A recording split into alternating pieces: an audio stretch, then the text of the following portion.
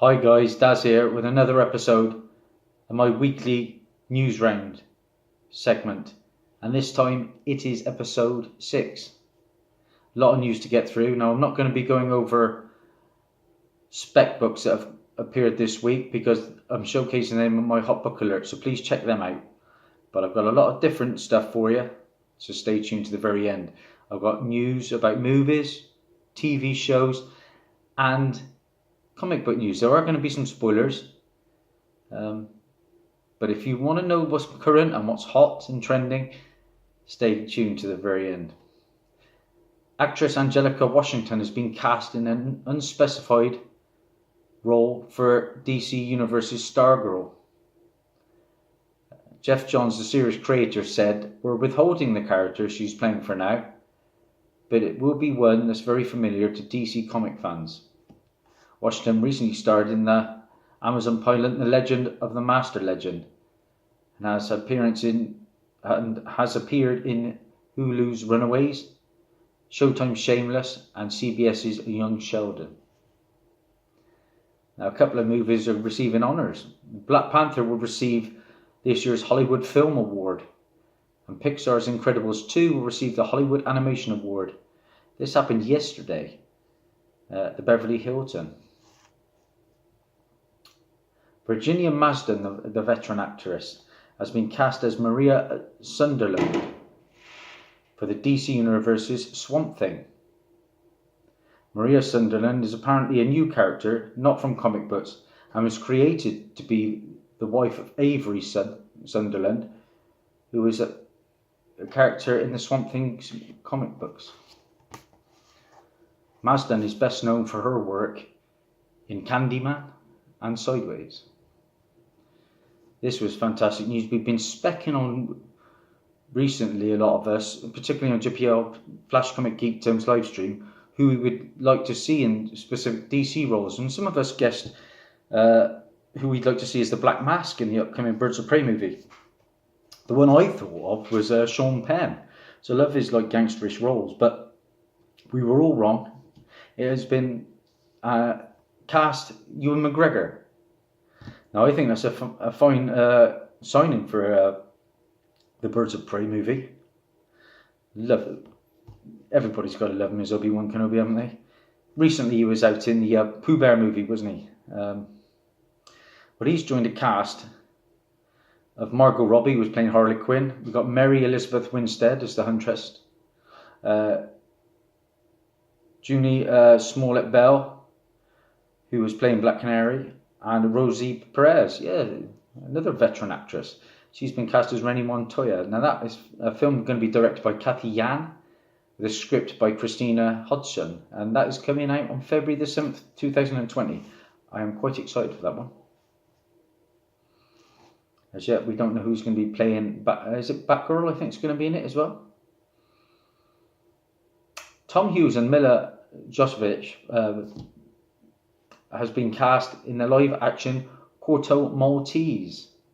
It was basically originally an Italian comic, I believe, but in 1997, it was released by a small independent company called NBM, and recently it was produced by IDW Publishing. I think it's a kind of gangsterish tone to it. Yeah. So we'll see where that goes. It nearly made a hot book alert, but the original comics were so dated, 1960s and Italian, and quite hard to get hold of. Of course, Flash Season 5 has just restarted, and the actor Jesse L. Martin, who plays Joe West, he's having a lot of back problems, and he's got a leave of absence. So, I've just done a muscle in my back, actually, so I can understand the pain he's going through. Not a good thing. Now, here's an interesting thing. I'm going to show you a picture.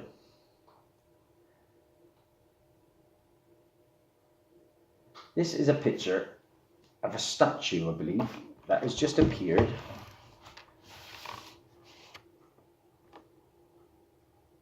in The Chilling Adventures of Sabrina.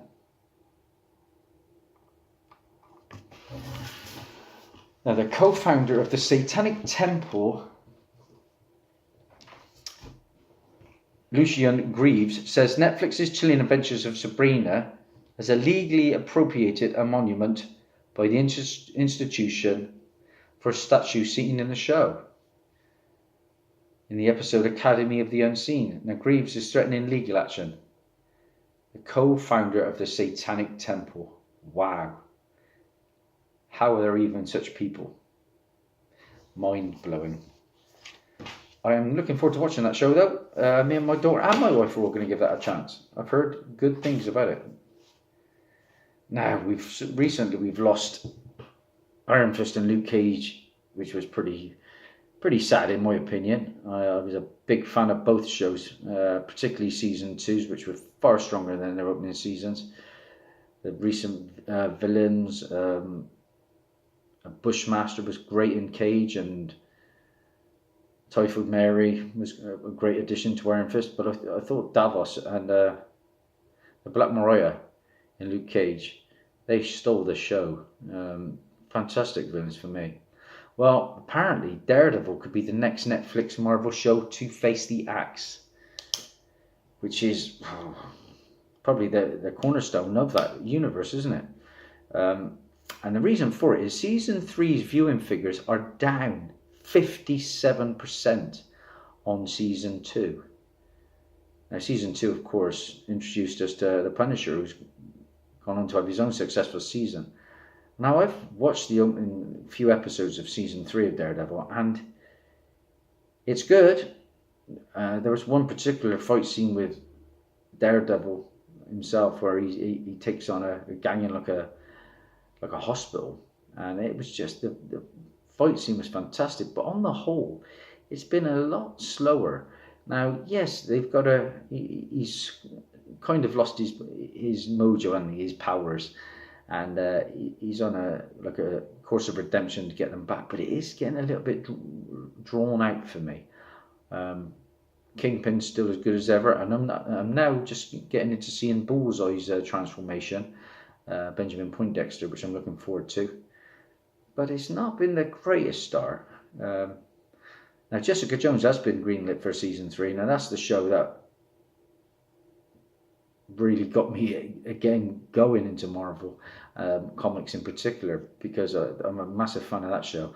To me, Jessica Jones is hands down the best of the 5 shows now. We'll see where that goes. But if they're going to lose Daredevil, surely Jessica Jones can't be far behind. Fingers crossed they sort of strain it all out. Now, like I said, there's been rumoured that Luke Cage and Iron Fist will return either in the Heroes for Hire show or just making cameos in the other shows. But it was a sad loss. Now, the first picture of Henry Cavill as Geralt of Rivia for Netflix is The Witcher has been released. And I'm going to show you that picture because I reckon he does look pretty cool. Now, I'm not familiar with The Witcher at all, so I can't comment too much. But he does look the part to me. What are your thoughts? Are you familiar with The Witcher? Here it is. First of all, I'm going to show you a picture of the game itself. Now that's the game.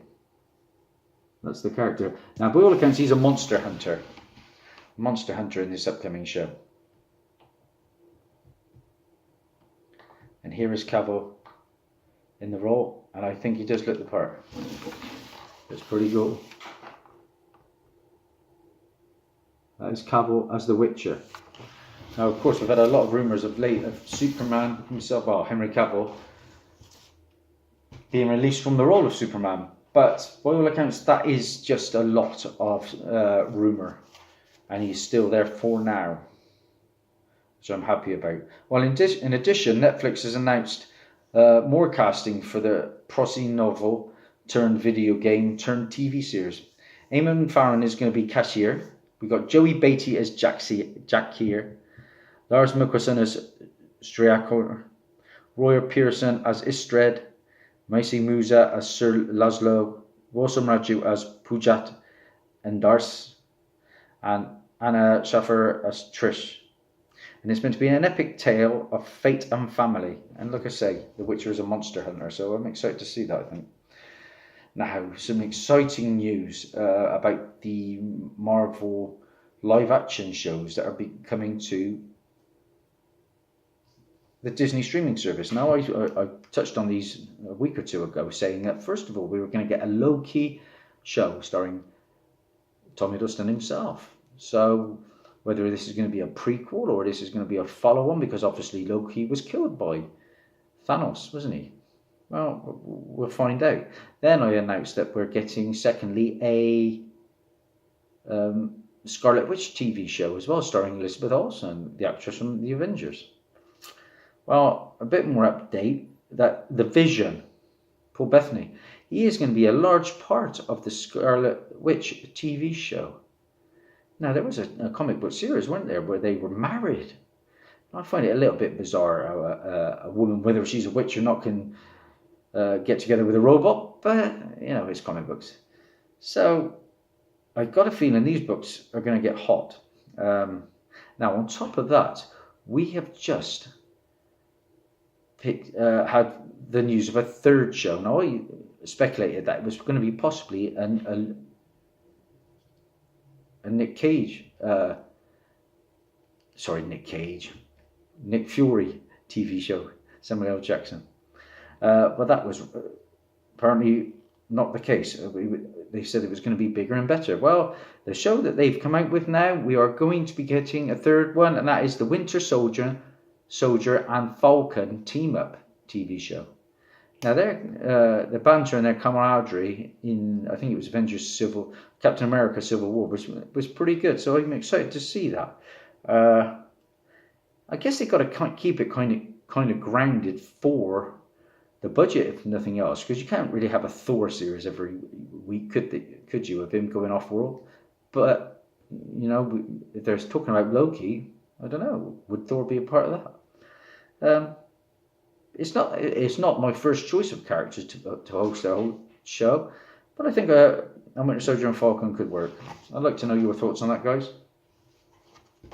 The English actor Jason Flemyng has been cast as the villain Lord Harwood for Epix's Pennyworth. Now, I've speculated quite a bit on this in recent times, and the character is apparently a new character, not from the comic books. Lord Harwood is an upper-class Englishman. He's cultured, urban, brilliant, and supremely sure of himself.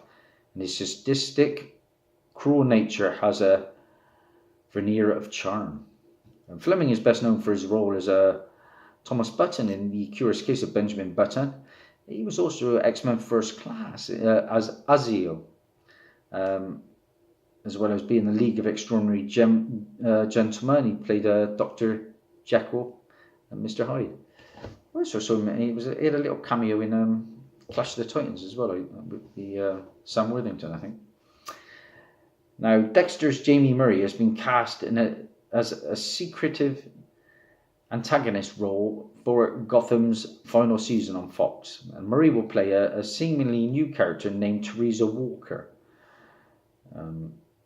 So, I'm sad about this, the end of Gotham. To me, it's still one of the best out there. Yes, it's a kind of another Elseworlds show, but I think Alfred is exceptional. The little chemistry between Riddler and Penguin is just epic. Like I said, I've had the honour of meeting some of these, and they are nice people. The kid who plays Bruce Wayne, and he did a little sketch of a bat sketch for me in my autograph book, and I'm a real nice kid. I think he was about 14 years of age at the time when I met him. Now, IT director Andy Muschietti has signed on to direct Warner Brothers' live-action Attack on Titan. Now, this is the second live-action Attack on Titan after 2015's Shuri Huganachi's two-part effort, which had pretty lousy reviews by all accounts. Now, I'm not a fan of anime. My daughter made me sit through Attack on Titan, and to me, it was okay. It was passable. It was one of the better animes. I would like to see giant people attacking little people. Could be fun. So we'll see where that goes. There is a PG-13 re-release of Deadpool 2 coming that will include a lot of additional scenes. Now, one of those additional scenes is supposedly going to include Omega Red, X-Men Volume 2, Issue 4. Ralph Breaks the Internet. Yeah, the sequel to Wreck-It Ralph.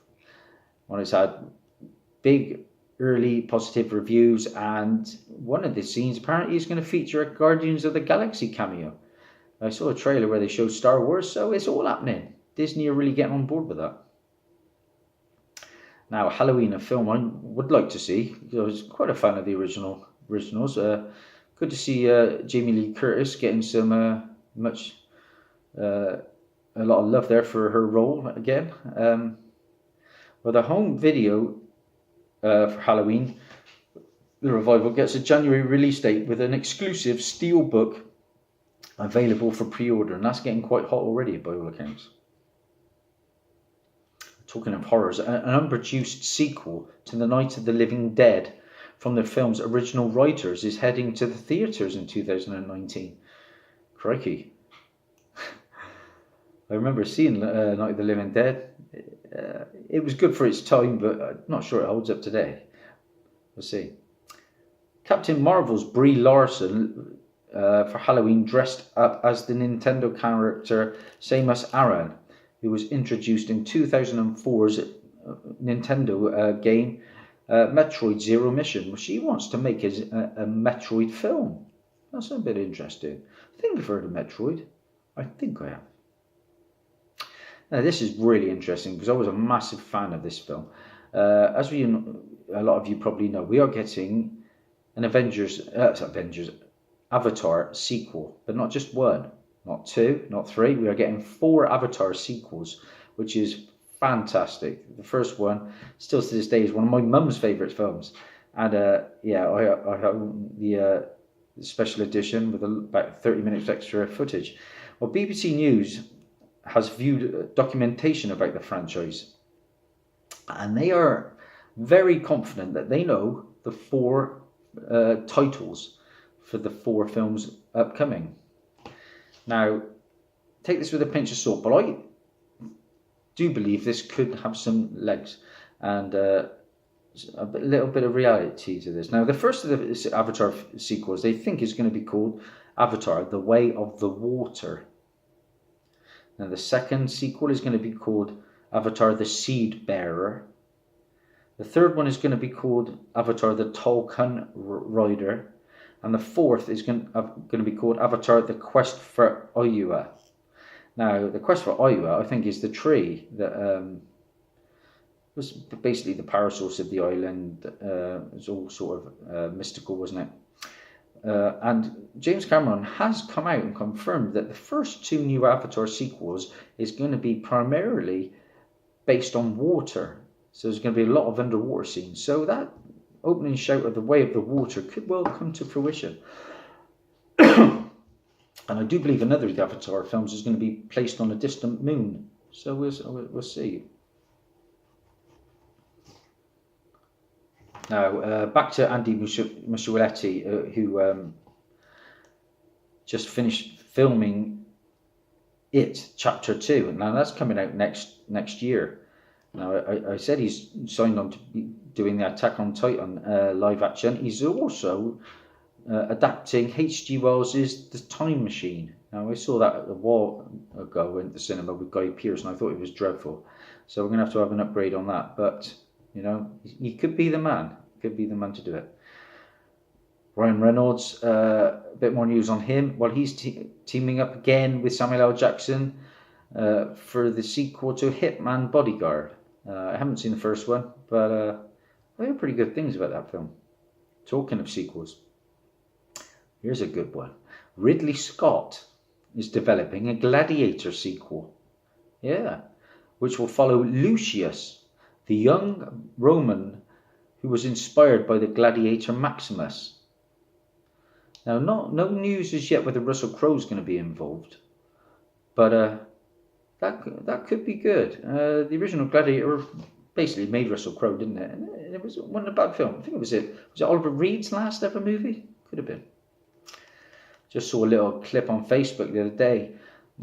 with Martin Lawrence and Will Smith. Well, they're teaming up again. And I've got to be honest, I don't think I've ever seen a Bad Boys movie. And they're coming up. Is this the third one? Bad Boys for Life. That is underway. It's definitely going to happen.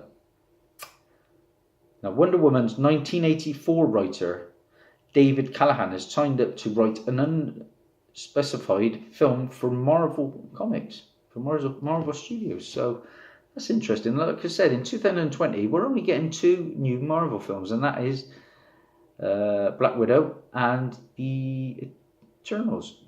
Delighted to have, I've got both those key books, Tales of Suspense 52 and Eternals 1, and I'm very excited to see where they go with those 2. Austin Powers, crikey, Mike Myers, eh? Well, we are getting a part 4 by all accounts.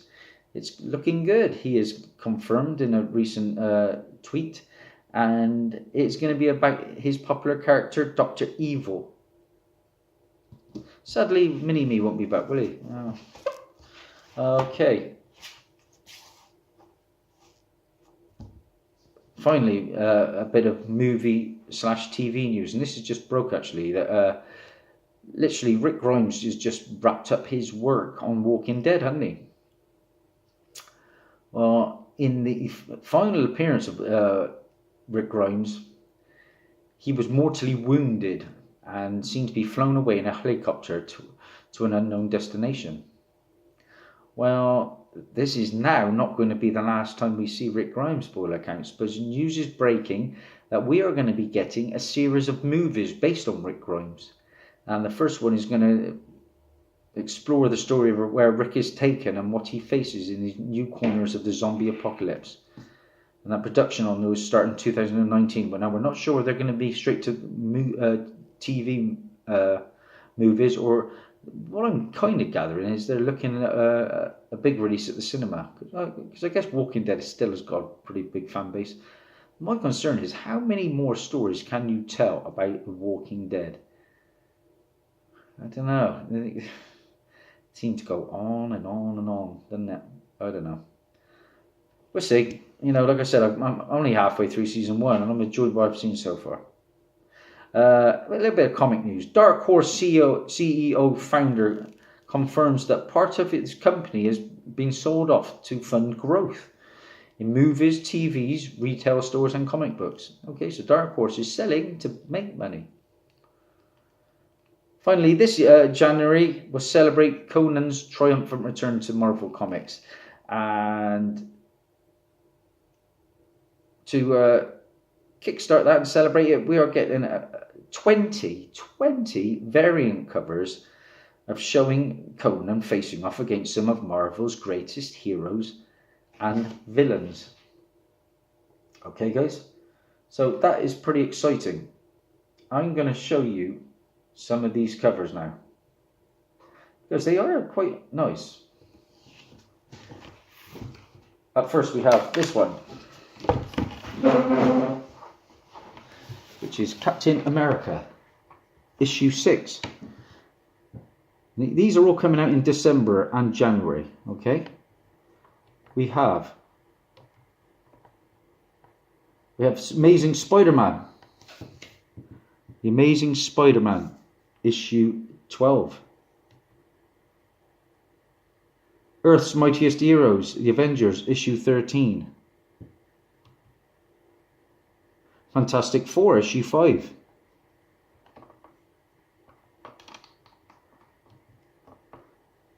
The Immortal Hulk, issue 10. That's a nice cover.